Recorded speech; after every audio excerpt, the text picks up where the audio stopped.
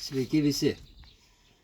Šiandien atvažiavau pas Eriką, nes poryt 29, tai yra sueina metinės 14 metų referendumo. O kadangi Erikai pasižadėjau sukurti filmą, kad ir daro medžiagą kaupimo apie Pranciškaus Šliužą ir jo referendumą.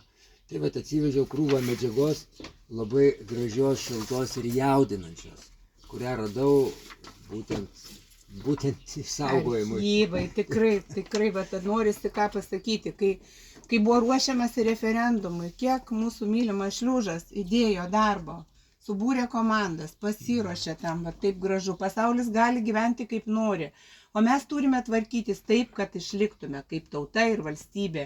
Mano tėvynė neparduodama, valdžia išgirs, nes tylėjimo laikas baigėsi. Tai su tokia viltim tada Salvinija Jungtiniai karalystiai gyveno ir laukė referendumo pradžios. Su tokia viltim, kad valdžia vis tik tai tarnauja tautai.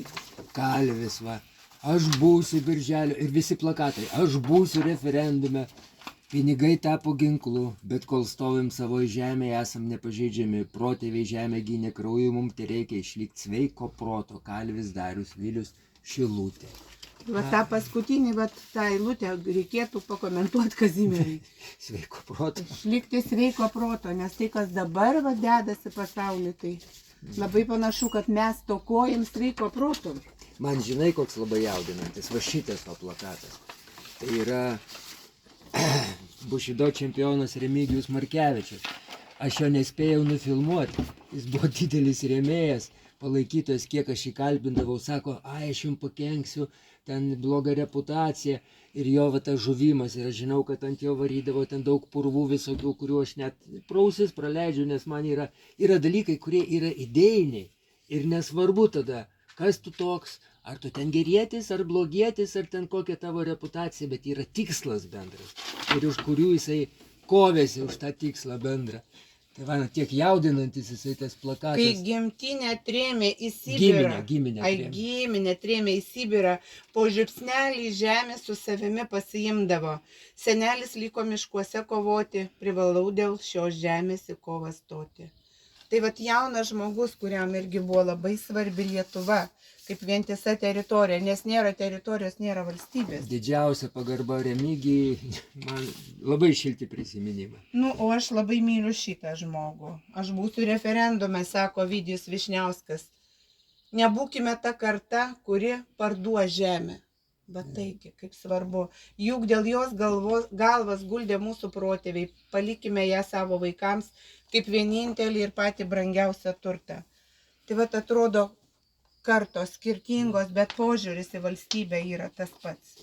Tai čia tiek, kiek aš sugebėjau surinkti, bet jeigu kas turit daugiau, tai būkit geri, kaip nors paskolinkit.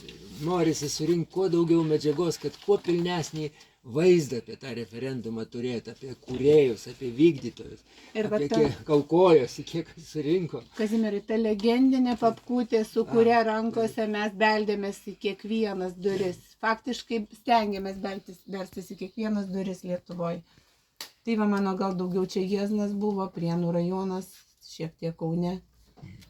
Tai va, tą papkutę mes įsimylėjom visi ir visi laimingi, pas kurią dar jinai išliko. Tokia graži, miela, sava, taip suprantama, bet ir ta šeima, ta šeimos samprata, kur eina vyras su žmona ir vedasi vaikus.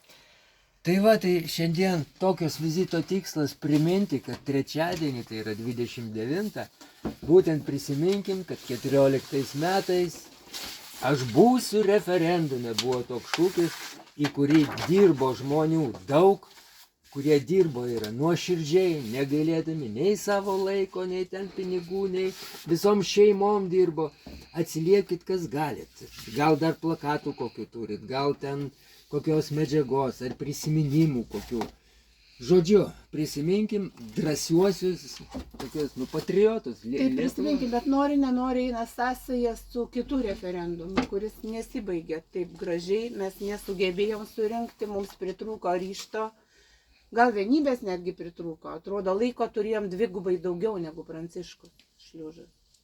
Visko pritrūko, šiaip jau. Ir man labai patinka ta frazė, kurią jis nuolat kartodavo, sakydavo, Erika, mano pavardė Šliužas, aš sutvertas. šliaužiot žeme ir ją ginti, sako, mano didžiausia pareiga. Nu ką, tai Garbė didvyriams, ne? Garbė tikriems lietuviams. šią natą tada gal ir pabaikim, priminkim, kad nuo mūsų visų ir priklauso, ar tas filmas išeis ar neišeis. Nes čia per mažai dar mes turim. Ir nuo mūsų visų dar priklauso, ar ta Lietuva išliks tokia su savo teritorija, su savo kalba, kurią tėvai mums perdavė, ar jinai bus visiškai kitokia. Kosmopolitais tapti lik ir nesinorėtų. Ačiū, kad žiūrit. Iki kito karto. Kurkim kartu.